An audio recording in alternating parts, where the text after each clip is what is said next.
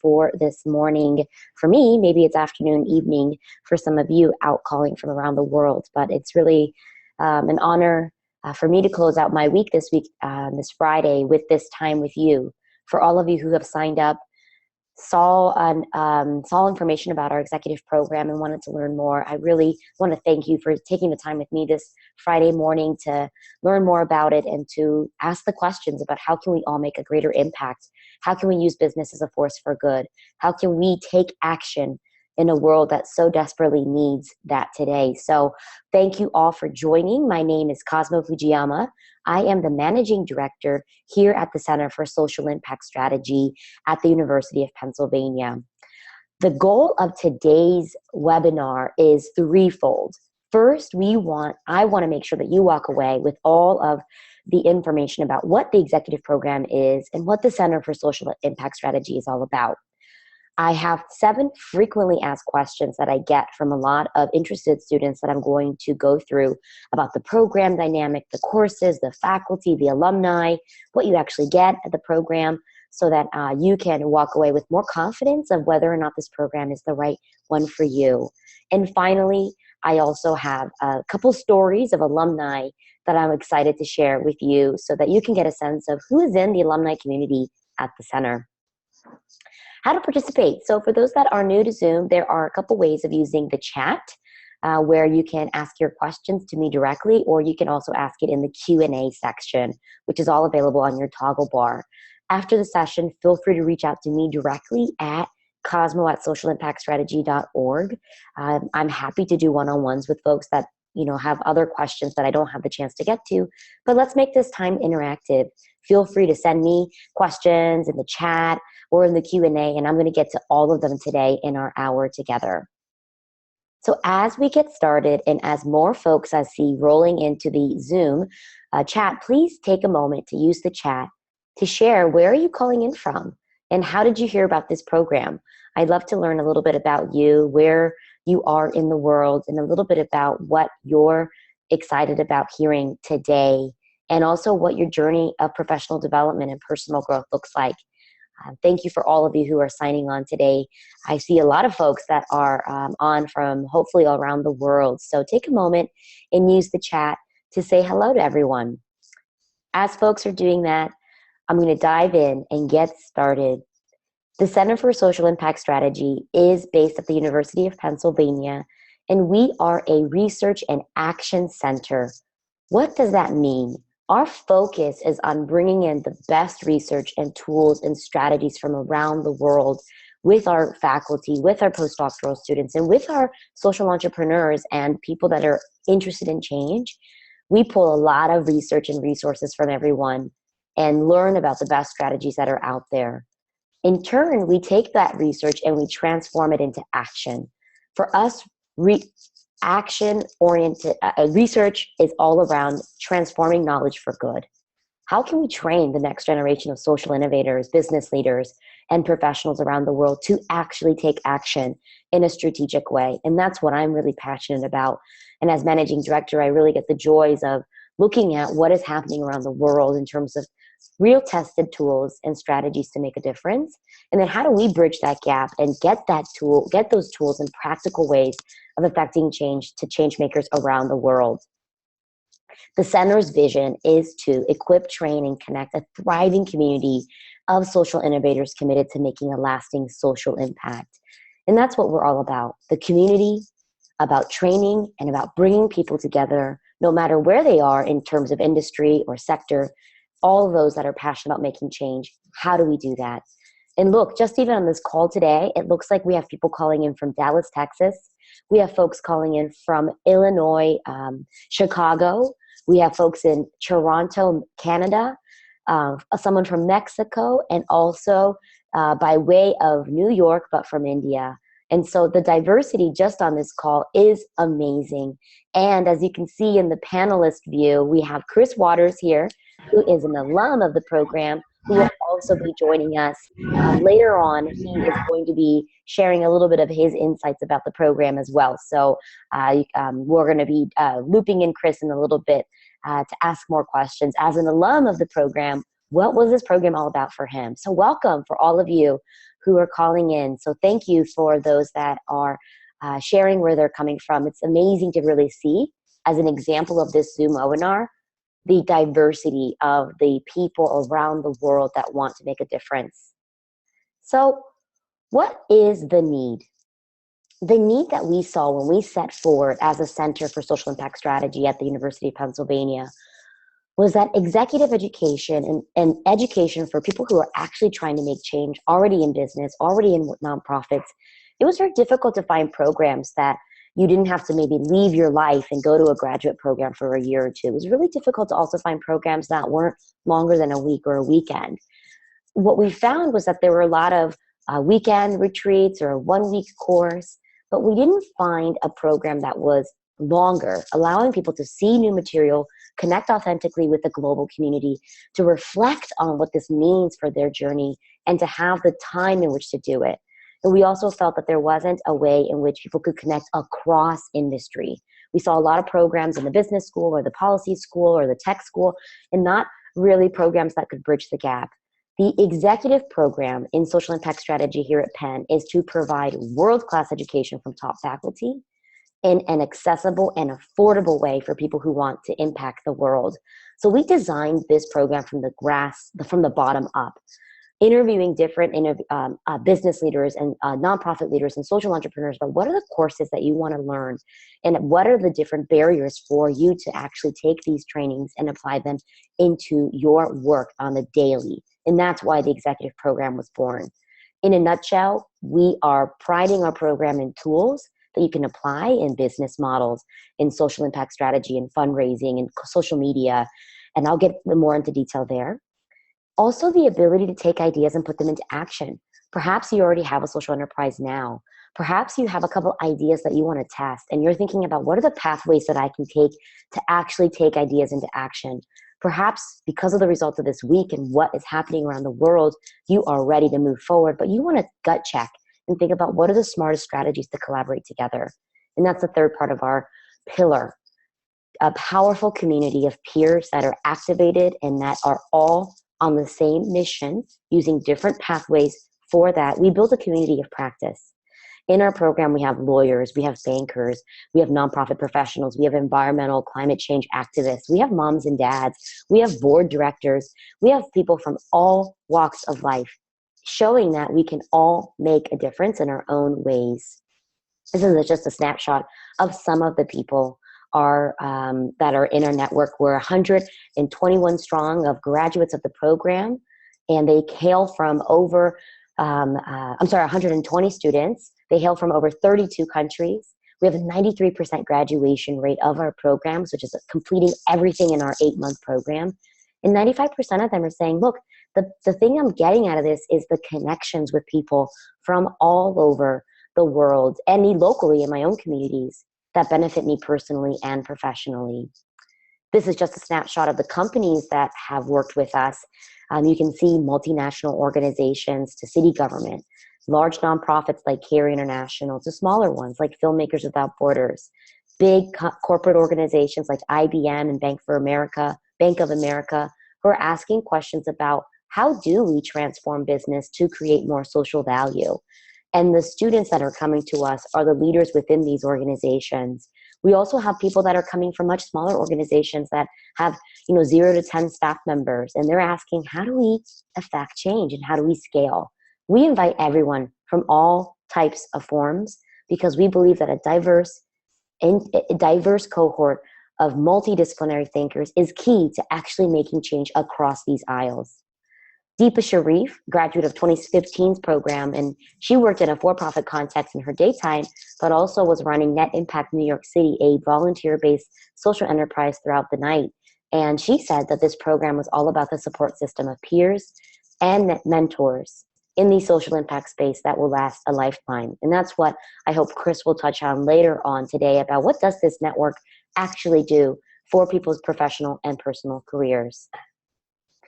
This quote is one from Dr. Peter Frumkin, who is the founder of the center and a tenured professor at the University of Pennsylvania. He teaches the very first course in social impact strategy in the program. And he says social impact strategy is an effort to create public value that is systematic, sustainable, and innovative. Those words mean a lot to different people. And for us, we dig in and we talk about what does systems change look like? What does it mean to build a sustainable business, both from your staff's perspective on staff sustainability, but also on environment and financial revenue and innovation. How do you create an idea that actually is new, that actually brings in and fills the gap on some of the solutions that are out there today? Effectively creating social impact is an essential challenge to all organizations, regardless of geography or sector. Our center, we think, is unique in that we do bring people from all across different sectors and different geographies. We're growing our program to be even bigger and even more diverse this year, and we hope that this is an inspiring global classroom for all of you to join and to learn together for 8 months. So for those of you who are joining a little bit later, I went over the agenda. The goal of today is to go over the crux of what the center is, what is this program, what are we doing here at the University of Pennsylvania. Then the second part, which I'm going to dive into now, are the 7 frequently asked questions. What are the questions people are asking? And then I'm going to dive into some example stories of the alumni that are part of our program that you can hear from. I'm going to have a couple stories, and then you'll also hear from Chris, who is an alum of the program. So first and foremost, a lot of people ask me, who is an ideal applicant? What, am I an ideal applicant? Who are you looking for? And at the end of the day, we're looking for a couple common mindsets. People who are innovative, creative, curious about new solutions, passionate, and they're driven by impact. People who want to, and this is a diverse bullet point, an array of different bullet points you can see of different people who are looking to take action on a social impact idea. They want to think about a social venture or even a project on the ground. We also have people who are considering to grow the social impact of their organization. Their current organization is asking questions about how do I grow my company or my organization? We also have people who are considering career changes to make a greater social impact in a different space. And they're using these 8 months to really ask very strategic questions about who's out there doing the type of work, what are my skills that are transferable. We also have people who are looking to gain expertise and new skills in the social impact strategy landscape. And that might be to scale an existing organization, or it might be to bring others on board. How do I rally and motivate other teammates to get on board with a new idea? By actually taking the tools that you learn, and you're going to learn over 50 tools in this entire program. We have students that take them every week, they're applying them and using their team as a prototyping playground to take these tools and actually talk about some of these ideas together. And we freely want you to take the tools that we train with you and bring them out to the world and repurpose the material so that you can actually be empowered to train others. Maybe you need to talk to senior management about some ideas, or maybe you are a part of senior management, and we want to be a learning partner to make it easier for you to win, to get an idea that's going to change the world or just even your community, even one person's life. And how do we help you do that? The other component of the program, we are looking for people who want to learn from a structured way. We have peers and coaches and faculty that are going to be working with you for 8 months. Every single Monday, you're going to get new content and new materials. It's a structured program to allow you to learn effectively for those that live very full and busy lives. Many of you have families, full-time jobs, have even maybe part-time opportunities. We give you the structure so you can plug in, but there's enough flexibility so that you can also say, hey, to your teaching team, I need a week off here because things are getting a little bit busy. But at the end of the day, you're looking for structure. And finally, many of us just need physical time.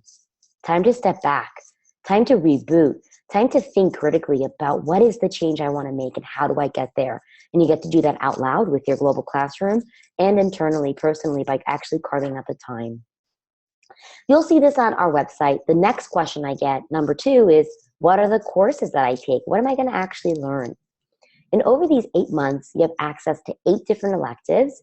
And in fact, you take only 6 in order to get a certificate of graduation. But you can take 8. You can audit some of them if you'd like to, satiate yourselves with all those different courses. We have a course on social impact strategy. We have a course on business models, talking about the different structures, hybrid, nonprofit, for-profit models. What are the ways in which capital is moving today? What are the ways in which you can scale and build in for scale? Marketing is a course really on storytelling. What is the story of impact that you're telling to the people that you want to affect and to get on board? Community mapping is about collaborating with the communities that you want to work with, really leaving behind our assumptions and getting to understanding what kind of data can we gain about the communities that we're working with. A course on impact evaluation, how do you measure for success? How do you also manage that success? You can't manage what you don't measure, is a great quote that I love to think by. Governance is all about how do you build a board, an advisory team, and a governing board, and how do you structure that to really meet the outcomes of the organization. We have a course on social media. How do you leverage social media, which is such an important element of today's landscape, to get your voice out there, but also to talk and reach the communities that you want to get to. And fundraising. How do you get more people engaged and understand the ways in which people give in order to build a robust a fund on which you can actually make the impact that you're seeking to do?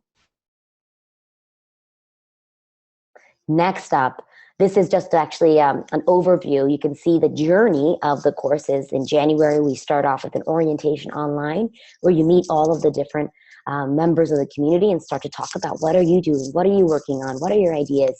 And for those that don't have ideas just yet, or you have a couple ideas that you want to test, know that that's the perfect time to come. It's the new year. It's the new space. Hopefully after the holiday break, you get some time to think about what is next for me.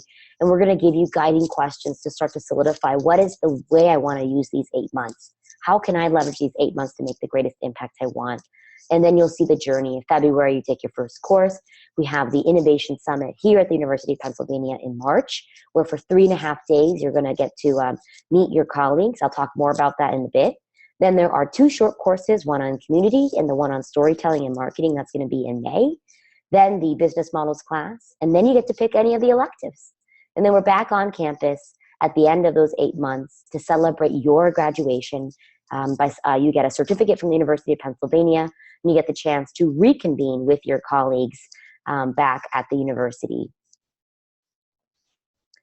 So I talked a little bit about who's taking the program, what are the courses. Now, what is the learning environment like? I want to share a couple things that I think are really relevant to show the thought process that goes into our learning model. Now, imagine this. On the Monday, February 6th, when the classes begin, you get access in your learning platform to video lectures that are created by the faculty from the University of Pennsylvania on those topics. You get to watch that throughout the week at any time. It's dynamic content, roughly 50 minutes a week, sometimes more, sometimes less, that really get you the high level details into what this content's about. Every single week you get new lectures. And then you also have applied assignments. We don't do homework. We don't make you do assignments that you can't actually apply in your life. You take these assignments, you actually dive in, and then you get one-on-one feedback from our teaching team about that. And usually there are more questions for you to be thinking about, brainstorm ideas, or feedback on what that assignment or that topic brought forward for you in your landscape. You also get access to curated readings and case studies. Those are optional, but that's a great way for those of you who want new ideas from different spaces to think broadly. There's also weekly video hangouts where you can sign up and say, hey, I want to talk about this idea, or I'm stuck on this. How do I get through this? And your peers become the support system to help you move forward. The one-on-one mentorship, I should also say, we also have access to coaches. I myself a coach. I've run a social enterprise, worked for Ashoka, a very large nonprofit organization, and I've trained hundreds of social entrepreneurs on their ideas. And you can reach out and say, hey, here's somewhere where I am really stuck, or here's somewhere where I need a new way of thinking. Can you give me, empathy? Can you give me critical feedback? And we're here to help you get unstuck. And that's what my staff is really trained at doing as well. This is about creating a learning environment that's dynamic. Online learning can be very isolating. Our job as educators is to create an environment that allows change makers to do the work in their own communities, and we're the learning partners that you can reach out to get the support to move your ideas forward, because man, does the world need your work more than ever. In addition to that, here is a snapshot of the faculty. You can also download the course catalog on our website if you want to dig deeper into the courses and a little bit more about the faculty, but we have an amazing group. We have an amazing group of people that have both on the ground experience, but also experienced teaching. And that's a really important combination, that these folks are trained to deduce complex ideas into really understandable frameworks so that all of us can learn and understand in a way that is applicable in our lives. And we also challenge our faculty to think about different case studies, and we add new case studies every single year that are applicable to more diverse cohorts in different regions around the world. And our students also say, hey, here's something that I read recently that's really helpful. So we have 2 years now of curated readings and case studies from our classmates in the program that you can now access in our 3rd year of the program to make it more dynamic for you to look at different things that our students have curated as well. But amazing faculty that really know their work and that are thrilled to be able to share their thinking with you. All right, we're moving right along into question number 5. And as I mentioned at the beginning of the call, if you have any questions that are coming up about what I'm sharing, something that I haven't gotten to yet, you can use the chat or the Q&A to ask any questions, and I'd be happy to talk about that throughout this webinar. So just as a reminder to make this interactive, feel free to, share a little bit on the chat if you have any questions. But what happens on Penn on March 28th to the 31st, and that should say 2017. My apologies for that. What happens on Penn's campus for the Innovation Summit on March 28th through 31st in 2017? All of you, if you're an admitted student, are invited to come to an Innovation Summit here at the University of Pennsylvania, where we are going to focus on methods for innovation. We are going to teach you and train you in the tools for design thinking for social innovation, which is another way of thinking about what are the creative problem-solving tools that are available out there to take these complex societal issues and really understand the needs of the community, start to ideate new solutions, prototype and build to think what are the new ways of actually addressing that, and getting feedback from others in order to improve that idea. We partner with amazing design thinking firms like IDEO to bring their top faculty to train you in those top tools. We also build and support you to create powerful connections. Those in-person events are the best opportunities for you to have water cooler time, to have a coffee with someone that is thinking about some of the same questions. And we make a big effort in making sure that it feels really authentic and that you walk away with powerful connections that will last the remaining 6 months of the program. And finally, we carve out a lot of time for you to actually build clarity on the impact that you're on to make. How do you align the purpose that you're setting for your year, for your life, and how do we help you clarify that and give voice to that? We have a lot of training techniques on helping you do that as well. So it's an amazing, amazing summit. The energy will be palatable, and the connections will be real so that they last beyond not just the 6 months of the program, but hopefully well beyond that into your journeys as social innovators around the world. So it's all about hands-on training for those of you that love to learn by doing and with community. This is going to be an awesome week for you. It's all about connecting with peers. It's all about doing one-on-ones, which you'll be doing like Michelle and Arturo are doing here, but also in small groups. And it's also about getting support and feedback on your ideas, this is a final wrap-up that we did at the last convening of folks being able to share what their commitments of change are. The 6th question I get are from a lot of you, and let me know if you are also working full-time right now. Many of you are working full-time and juggling very, very, very full lives. This program is designed to help you learn at your convenience because we don't want that to be the barrier for you to make a greater impact. Students report that they spend roughly 4 to 5 hours per week, but that also means watching the videos and actually taking the tools and applying them, and it's kind of the whole process. And remember that it's also over time, you're going to be integrating and applying this knowledge over the 8 months and getting 50 tools that you've actually used and applied and gotten feedback on that you can look back on in your journey.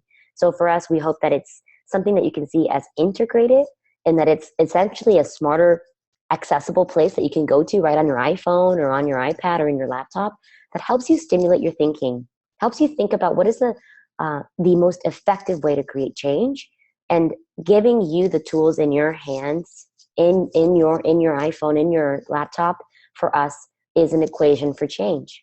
By helping you do the work starting on day 1, not waiting until you're done with your certificate program, we believe that we can create more change faster together. The final question to wrap up the Q&A section in terms of the curated questions that I get is about the deadline and the tuition fee and how does that all work. So a couple things about the application. In your application, we really want to hear your voice. The admissions team wants to hear about what you're passionate about, whether you know for a fact this is what you want to do and here's what you're asking the executive program to train you with, or if you're saying, here's a couple things that I'm thinking about. Share with us your ideas and tell us what you're most excited to tackle. It's an 8-month journey and we're going to be with you every step of the way. Tell us the big story because that helps us understand how we can be your learning partner. The deadline to apply is November 20, which is roughly about 9 days away. And the tuition cost is $4,950. We offer payment plans for those that need additional time to complete the payment. There is a deposit that the university requires for you to pay before the close of 2016. And then if you do prefer to do the payment plan, you can spread out your payments over January and March. Otherwise, you can pay for the whole program in January and get started right away.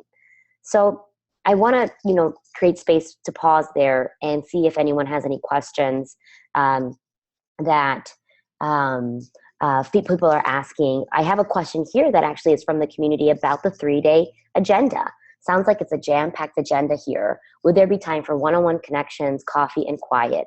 So absolutely. The very first welcome dinner is going to be a beautiful dinner that says, welcome to the community. There's already a way for connections to happen. We, at the program, have beautiful breakfast, lunches, and dinners that we pay for, and we create the experience for that. There's a coffee station for everyone throughout the day.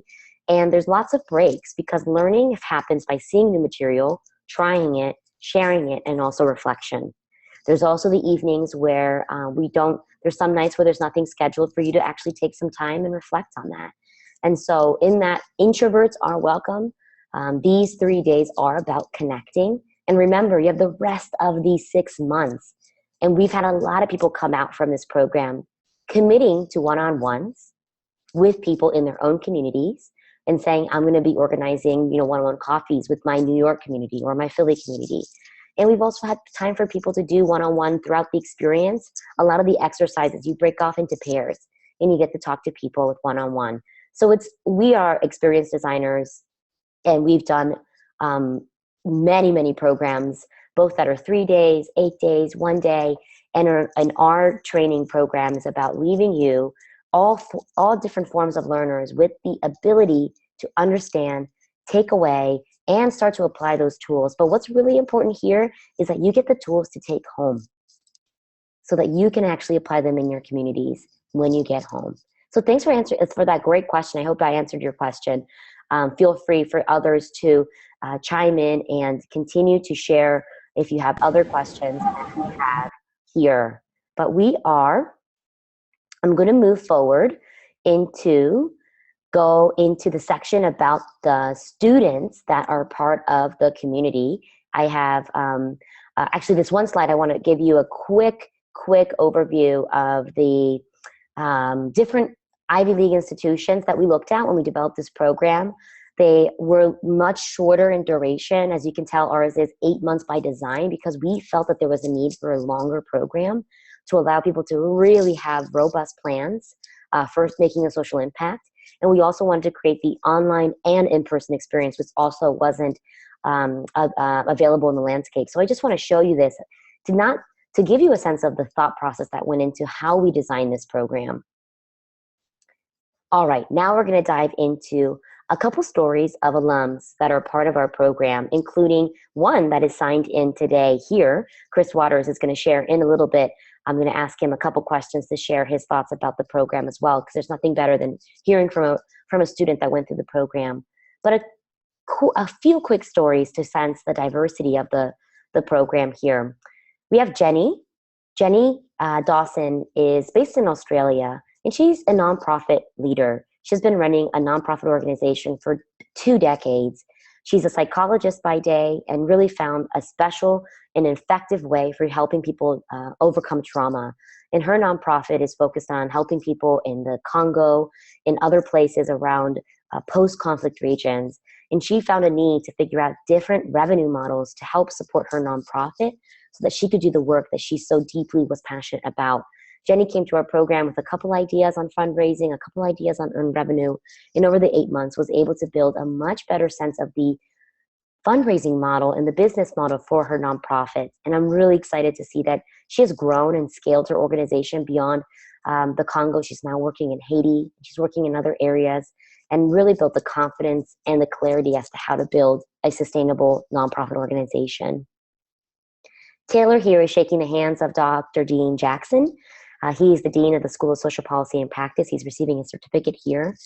Taylor is all about social impact in business. He's been working at a multinational organization that sells essential oils around the world, and they depend on sustainable value chains with local farmers around the world. He specifically was asking questions with his senior executive team about how do we create sustainable chains of access to these products on the ground in Kenya, where in particular they were growing some of their products. And he was asking, you know, as a company, how do we not only say we're being socially impactful, but how do we actually do that? And over those 8 months, he actually pitched, developed, got feedback, iterated a plan to present back to his senior leadership about creating a social impact fund in which he actually empowers the local community, the Kenyan farmers, with the tools and the trainings to be able to produce crops at a more efficient rate, but also to be able to invest right back into local technologies developed right by the Kenyan farmers. And this is a program that he's grown in his company. He's still there now. His company supported him to be able to do this program, and he was able to share these tools with his team throughout the 8 months. He went on to also do an evening MBA program at Oxford, specializing in social entrepreneurship, because he found that his life passion is figuring out how to use business as a force for good. So we're really excited that we could be at the early part of Taylor's journey in finding his point of view on how do you make a greater difference. This is Harish. Harish is based in Virginia, and he is a dad first and foremost. He's an IT technologist for many, many years and was thinking about transitioning out of that specialty and that expertise and making a career change and developing an idea that he had been thinking about for a long time. His son is autistic, and for all of his son's life, he also knew that his son was passionate about the arts and was an incredible painter. And so Harish was cultivating that in him. Him and his wife wanted to start a nonprofit organization that would support other children with autism and the families affected by that as well. And so Harish, over these 8 months, took this nonprofit idea that he had and grew it out. And he is also developing a hybrid model where there's also a business component that allows for the sales of the paints and the artwork of the students to go right back into the students and the training in their art. So Harish was asking lots of questions about how do we also diversify arts trainings and also help children with different abilities and disabilities to learn how they can also become business entrepreneurs through the help of his platform.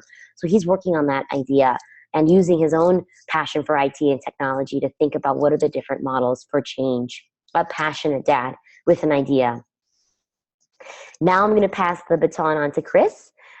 He is a graduate of our May 2015 program, and he is an amazing social impact leader, a professor, and a trainer, a teacher around these tools and technologies of social impact and how do we make change. He also had a lot of experience in community banking. So I think what would be amazing is if, Chris, you could share a little bit about your background, a little bit about how why you actually took this program a year ago, and what impact did it have on your life a year out? What is the continual residual effect of it? And I'm going to just let you, Chris, share that story, because after you share, what we're going to do is go into a Q&A. And the students on this call are going to ask and be able to share more Q&A questions. And then you and I, Chris, can answer those questions as they come. But I want to give you the chance for a couple minutes here to share and be able to share your story. I'm so excited that you're here on the call today. Thank you for taking the time. I really appreciate it, because building community is such a big part of that, and you've been an amazing community builder for the executive program. So I'll let you take it away, Chris. I'm going to go on mute here. Hello, everybody. Can you hear me? All right. Hi, my name is Chris Waters. I'm actually a site director for National Able Network, which actually does workforce development for 55 plus. So a lot of the idea of adding new technology to an older workforce is actually something that is relatively new. in the workforce development. We always focus on people, 35 and younger, and now the idea where people are getting older, we're focused on 55 plus. And I'm also a professor at Wilmington University. I do course design, which actually, ironically enough, being in this program helped out a lot. I designed, we actually were creating a nonprofit management course and program. So what happened was actually I looked at the way that UPenn did it, and I looked at some other models of online coursework, and actually me being a face-to-face professor before I decided to do online course designing, merging those two together was a lot easier when I had a couple examples on when people do it right. So that was actually very helpful. And I'm actually also I do training. So this weekend I'm actually talking about civic disobedience and civil rights at a conference in Delaware regarding Black male achievement as well as Black men's health. So an overall Urban League, national Urban League initiative to actually get more African American males involved in the civic process, health process, and economic process. So I'm actually going to be doing that this weekend. To go to Cosmos, I actually have some notes, which I'm glad I created, so I won't go off the rails too much. I joined the program because I think that it was a great opportunity for me. I actually have my background in campaigning economic development, and what I saw over the last 8 years, even in campaigning and economic development, is that social impact models and technology and data is slowly working its way into all aspects of our society, especially when we do work in banking, campaigning, economic development, voter outreach. So many things have impacts now, and as well as being built, impact models being built into the overall structure of it. So I understood it, but I didn't get it. And that was my whole thing about joining the program, was that how do I learn the language? How do I learn the models? How do I learn how to use the models? How do I have a practice space on how to use those models? And how do I actually see what other people are doing and how they're using it and pull it all together and learn? For me, that's the best way to learn how to do something. And being in this program, as well as the cohort that I was in, I always joke around, like, the people you surround yourself with when you're going through something like this are sometimes just as important as the information you get, because you learn so much from other people, and you get to talk to so much other people, connect with other people. So that was actually the things that actually going into the program that I did not realize, I knew I was going to get, but actually the extension of that as I keep on going forward and actually learning those models and actually applying models to those different ideas. So one of the projects that I'm working on is actually building a community bank in Delaware. We actually received $2.5 million over the last year for marketing, for structure, for customer journey mapping, for products. And actually being in this program helped me lead that conversation, be a part of that conversation on how to make the community bank better. And actually start preparing it for the future and adapting to the environment rather than trying to have the environment adapt to us. And the second project I'm working on right now is actually something that I've been working on for the last year. I actually was able to be control and be in charge of a PAC, a political action committee, for fundings for supporting young leaders and new campaign and new politicians in Delaware. But now we're actually in the idea where during that time, we actually put the seeds in about the idea of creating a think tank for policies, how to create better policies, as well as a social impact program, which is actually one of the founding pillars of the PAC. And how do we move that forward? And now that we actually have the structure in place, and I actually reached out to Cosmo and thinking about different ideas, which is actually another great part of the program, is that you can actually continue to reach out to the people that you connect with in the program staff after you left the program. But how do we make that structure better? How do we actually include the ideas that actually are going on nationally and see models that when you're trying to create something new, you're not actually creating a new model, but you're taking little pieces from other best practices for everybody else and actually trying to surround that around your idea and make it better. So that's what I'm at, and that's what I've gotten from the program. I can actually talk about 1,000 other things I got from the program: networking, ideas, structure. At one point, I put in, this is something that I never told Cosmo, on the first day of the program, when I was sitting at the convening, when they said, think of a social enterprise, I didn't put a social enterprise down. I put my name down and actually started doing like a tree on like different ideas that I had. So the idea of actually thinking of myself as a social impact program, and how do I make myself better and my ideas better, and the structure I would need to support myself in doing that. it was a little bit different, but also it made me it added a little bit of clarity of the things that I could hold on to that were part of me, and things I were doing just because I was doing them because someone asked me to.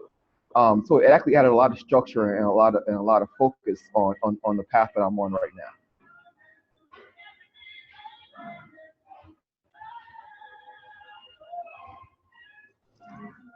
Thank you, Chris. I wonder if folks that are listening to Chris and his story and where he has come from and where he is now, if there's any other questions that folks want to ask Chris about, you can use the chat or the Q&A.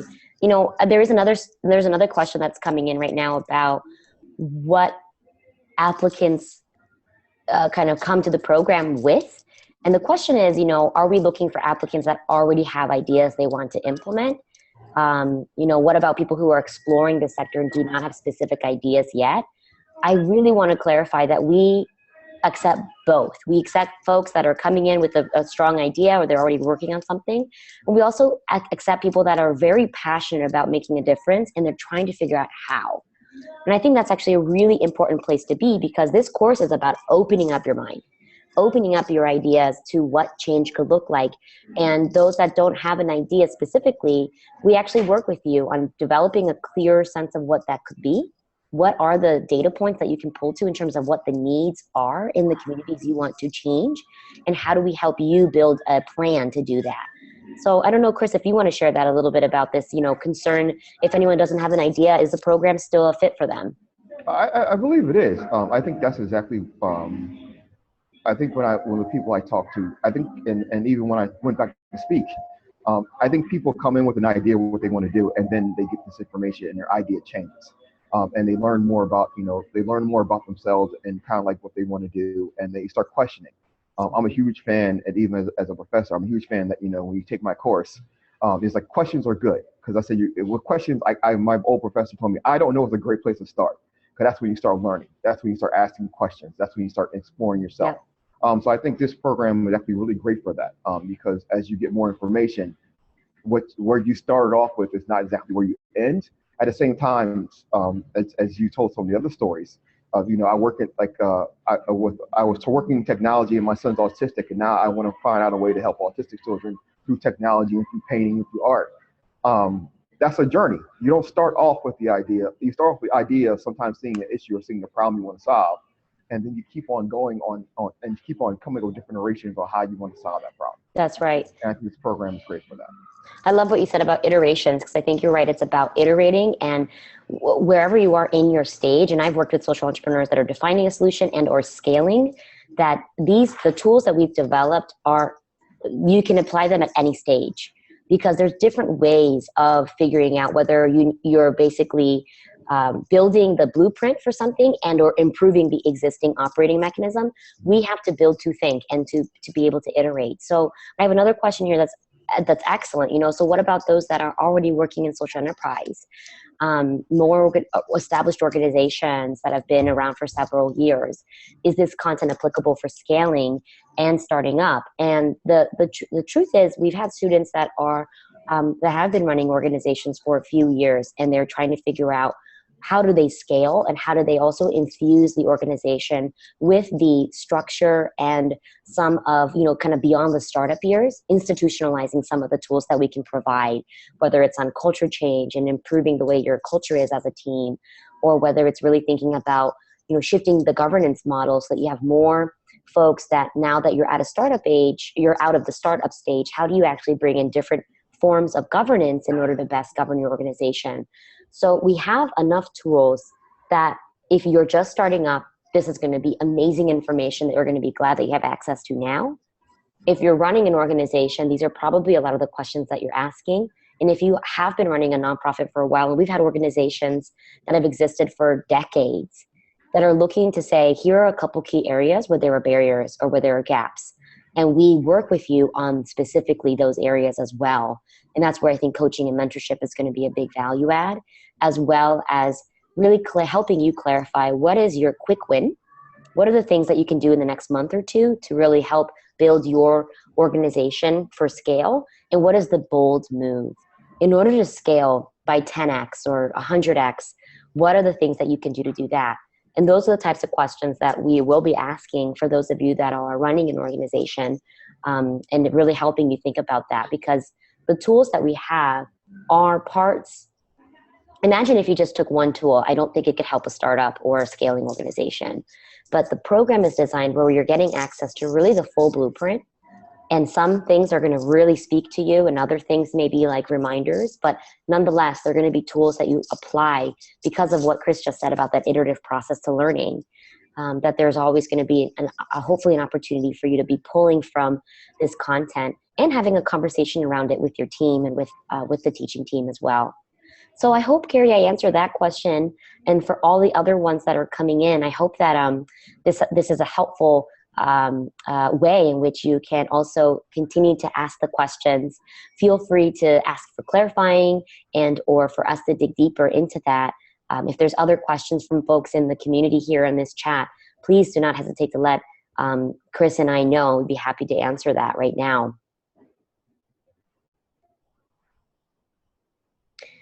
You know, maybe actually as we're waiting for a couple more questions to come in, I wonder, Chris, from your point of view about the alumni network. Mm-hmm.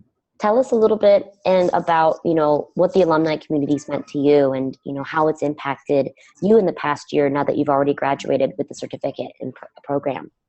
I think the alumni network, and you know, if you don't have a WhatsApp and you're in this program, I suggest you download it. As we continue to talk to each other all the time, or send messages and happy birthday texts and communicate with each other all the time. I think that what you happen is that you see when you have your cohort, you buy into someone else. You can't have a tight knit group like this and not buy into someone's different idea or different thoughts. And as well as see as where they are and say, I was at that point at one point, and this is my advice for you, or this is how I can help you. This is how I want to continue to help you. I think that's actually one of the key components to this program is that, you know, I can reach out to anyone in my cohort right now and say, I'm having this idea or I'm having this issue with my program. Do you have a solution? We work in, I'm thinking of right now in Trevor, who's working at the University of North Dakota developing some programs out there. I'm developing my own program. I'm having issues with the administration. What suggestions would you have to do with those, like my administrators, about me trying to push a program through? And those are things that's kind of like, as you have such a diverse leadership and diverse working group across the world, they all bring their own ideas and build their own networks, and they build their own connections. And I don't think they don't have any issues connecting you with somebody else in their network and giving them a warm welcome and giving them a warm introduction, saying, this is the person I believe they can help you. They have the expertise that you need. Please reach out to them, and please reach out to each other. I think that is one of the key components to something like this, is that it doesn't stop. There's so many times we do a program, especially executive program. The last day, you never hear from anybody again, or maybe you hear from like one or two of them, and hope the night after they need something. I think with this program, you stay connected with them. You can reach out. There is a check-in. How are you doing? Email. I remember you were doing your idea. How's it going? Is there anything I can help you with? There is a happy birthday text that goes out every once in a while. There is that idea of connecting and always being involved as well. I think I appreciate your perspective on it, because, you know, learning is lifelong, and our center exists because we believe change making is a long journey, and we want to work with and reach people from all over the world. But it also is a very human process, and connecting with people on a human level is something that we really try to emphasize in the program. Friendships and professional connections and personal connections are sometimes the best way for all of us to know that there's other people out there that we can collaborate with and learn from. And we're really trying to build that global school where as an alum, it's more about a community of practice. How can we build a community of practice during the program and well beyond it, to reach and to see the impact that we want to see by working together? And we're quite new. The center is now 3.5 years old. Happy birthday. Yeah. And we are learning really quickly as to what the needs are, and we're agile and can really respond to the needs of our alums as well. So the first year we had the graduation ceremony, and the second year the alumni said, let's we want to come back to campus. So we made this amazing summit happen where alumni came back and they got to meet the graduating cohort of that year. And then we're even going to grow that for this coming year and make it even better. So there are many things that I think we're learning from our alumni about that we want to be able to integrate. Time flies. It is 11:20 a.m. Eastern time. So we have roughly 10 minutes or so left on our time together. So I just want to create the space for anybody else that has any other questions that is on the call to be able to ask that. I hope that this time was helpful for you and meaningful, and it helped answer some of your questions. I want to share a quote that is printed in our walls at the center. We believe that anyone, anywhere can drive change. It's up to us to make it happen. And the center exists to help you make that happen by helping you identify what is it that you want to do in the world, how do you get there, and what are the tools and strategies and communities that we can connect you with to do that in a way that achieves the change you want to see. There's a couple things you can do. There's a view book and a course catalog you can download from our website. You're welcome to schedule a one-on-one call with me, or maybe with some of our alums if that so interests you. And the deadline is not that far away. So we hope that if this again is the right fit for you, that you take a look before the 20th deadline. We are here to sit back and take your questions. I want to also thank Chris for his time today for joining us. It's so cool to have an alum's perspective, and also someone who's doing such great work and so authentic and honest about the vision that you have. So I want to thank you for that, and leave it for questions. I'll kind of stay online for a few more moments with Chris. So let them come.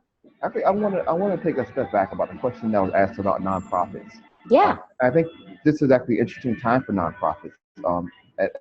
As someone who's been working in nonprofits since forever, and actually has been a beneficiary of nonprofit work. I think it's an interesting time in nonprofits. I think in a lot of nonprofits, their demographics are changing. The idea, I look at YMCA, and YMCA, 100 years ago, was predominantly white, and now the programs that serve, YMCA's in some areas are predominantly black. And the idea where a lot of happens is that, the programs have to adapt, and the offerings have to adapt. I think this program has been great in the idea of offering the tools about customer journey mapping and focus groups, and as well as your working with IDEO, and the idea that as nonprofits are meeting with new populations and well as new ideas and new challenges, that nonprofits have to adapt as much as ever, and they can't adapt the idea of doing strategic planning and thinking long term. They have to adapt in real time, and they have to adapt in some cases a lot quicker than they really need to or really want to in some cases.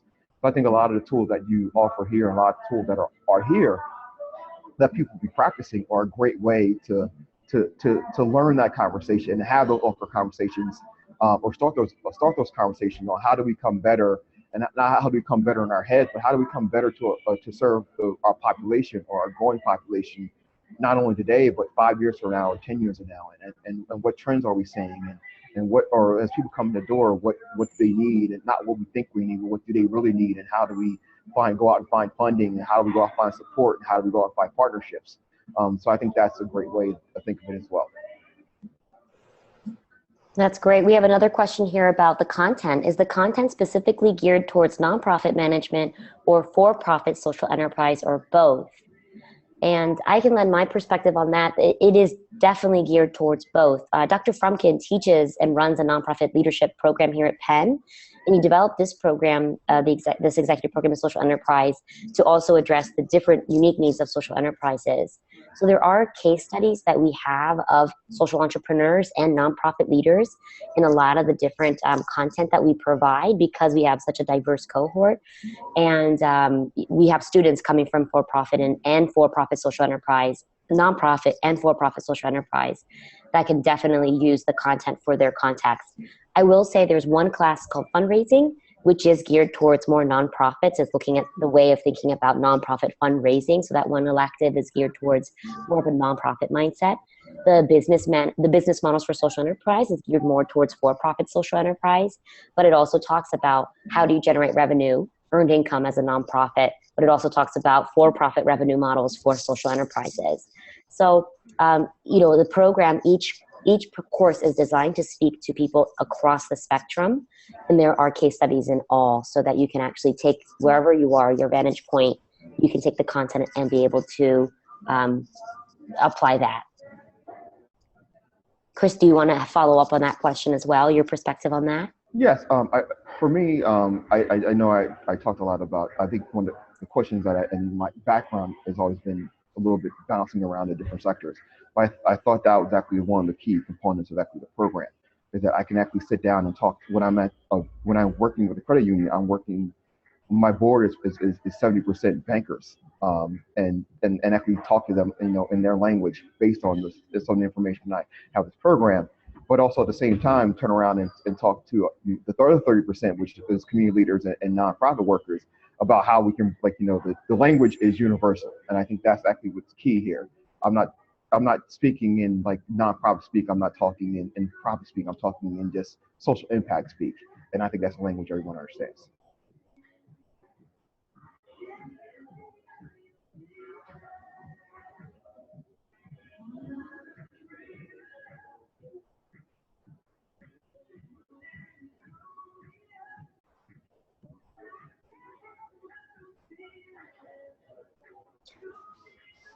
Great. We have a couple more questions coming through here. And let us know if we got that answer for you about that content. And depending on the for-profit social enterprise challenges that folks are having, and what those are, the content is built for what we see are the newer models for social enterprises that are for-profit. But I'd be curious if the questions that you're asking are about financial modeling, or if it's about impact, and how do you actually scale with a for-profit model, the social impact you want to make. And we address that in the content for sure. So we have a question about different alumni in the different geographies. And I have a list of the bios of all of the fellows, the graduates of the program, which I can share with you. For those that are interested, if you want to put your email in the chat, if you're interested in receiving those links to those bios of alums that have been a part of our program, I'd be happy to do that. And what that does is that you get to quickly get a sense of the diversity of the different people who have taken a part of the program. And another question here, does the course talk about hybrid models of fundraising between for-profit and nonprofit? So absolutely, we have a course that's called Business Models for Social Enterprise, taught by Susie Sosa, which digs into what is a hybrid model first and foremost, and what are the different ways in which hybrid models are able to raise capital. If you're running a hybrid model, there's ways of raising capital for your for-profit versus to your nonprofit. What are the pros and cons? What are the questions you should be asking if you are already running one or considering that model? Because there are definitely benefits and challenges to that. But that's definitely covered. I don't know, Chris, if you want to answer and talk to that as well. Yes, it is covered. When I mentioned the $2.5 million for capacity building at the credit union, $1 million is coming from Discover Card Bank, $200,000 coming from Capital One, $300,000 coming from a community grant program, $50,000 in kind from the NCAU, which is the National Credit Union Association. So what happened is that the way we saw it and the way we changed our mindset was that we saw an issue and we turned around and said, who can we get to support this issue? And what is out there and what resources are out there? We didn't just focus on foundation, we didn't just focus on nonprofit, we didn't focus on government, we didn't focus on partnership.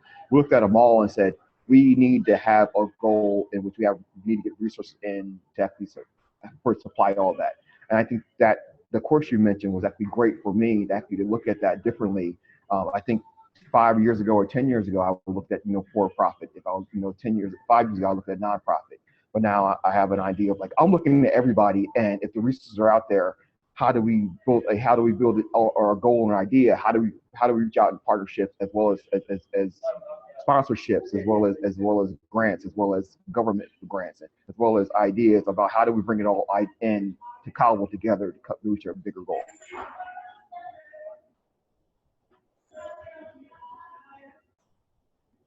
Wonderful. So I have a couple people who are asking for the bios, which we can absolutely send. If you want to just send me in Signal that you'd like to receive that, I can email that to you right after this call. Amazingly, we have reached the end of the call. It's been an hour. It never ceases to amaze me how much I could talk about this program because I really do love it. And I really appreciate all of you for taking the time. An hour is a long time to join and to critically ask questions and to learn about what we are up to with this program. I love to be of help to you. If I can, I will be following up with those that would love to receive the bios of the students. So I'll do that right away. Thank you, Chris, No problem. for Thank you. joining us. No problem. And thank you